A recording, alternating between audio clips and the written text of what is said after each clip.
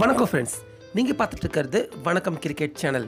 இப்போ நம்ம என்ன வீடியோ பார்க்க போகிறோம் அப்படின்னா, இப்போ இந்த வருடம் மே மாதம் இறுதியில் இங்கிலாண்டில் துவங்க இருக்க 12வது உலகக்கோப்பை ஆட்டங்களில் நம்ம இந்திய அணி நிச்சயமாக உலகக்கோப்பை வாங்க மாட்டாங்க அப்படின்னு இப்போ நம்ம இந்திய அணிக்கு முன்னாள் கிரிக்கெட் பிளேயர்மா விளங்கியிருந்த கவாஸ்கர் அவர்கள் இப்போ அதிரடியாக தன்னுடைய கருத்துக்களை அவர் தெரிவிச்சிருக்காரு.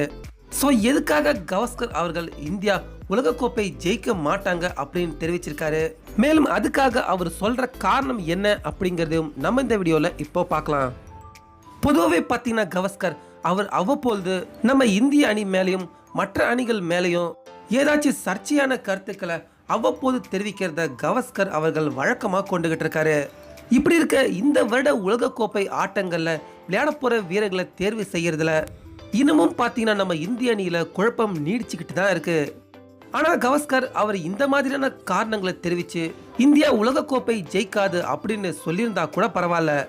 ஆனால் இந்த வருடம் இந்தியா உலகக்கோப்பை ஜெயிக்காது, இங்கிலாந்து தான் உலகக்கோப்பை ஜெயிக்கும் அப்படின்னு கவாஸ்கர் அவர்கள் தெரிவிச்சிருக்காரு.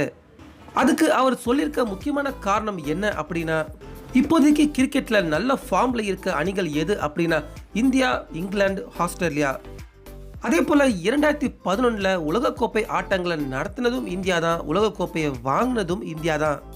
அதே போல 2015 உலகக்கோப்பையை நடத்தினதும் ஆஸ்திரேலியா தான், உலகக்கோப்பையை வாங்கினதும் ஆஸ்திரேலியா தான்.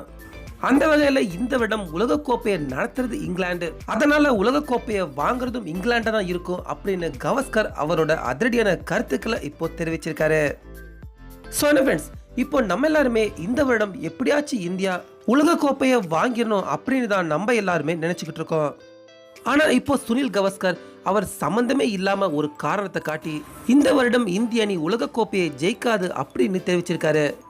ஸோ கவாஸ்கர் அவர் தெரிவிச்சிருக்க இந்த கருத்தை பத்தின உங்களுடைய கருத்துக்களை மறக்காம நம்ம கமெண்ட் பாக்ஸ்ல பதிவு பண்ணுங்க. மேலும் இந்த வீடியோ பிடிச்சிருந்தா லைக் பண்ணுங்க, ஷேர் பண்ணுங்க. தொடர்ந்து இது போன்ற பல கிரிக்கெட் செய்திகளுக்கு மறக்காம வணக்கம் கிரிக்கெட் சேனலுக்கும் சப்ஸ்கிரைப் பண்ணுங்க. மீண்டும் அடுத்த வீடியோல சந்திக்கலாம்.